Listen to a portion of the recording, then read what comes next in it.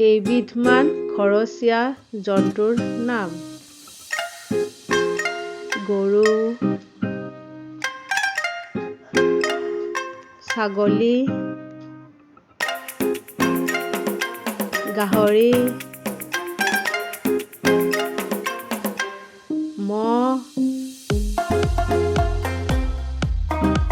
ঘোঁৰা,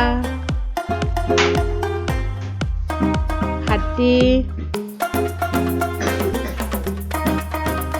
শহাপহু, ভেড়া ছাগলী, উট, কুকুৰ,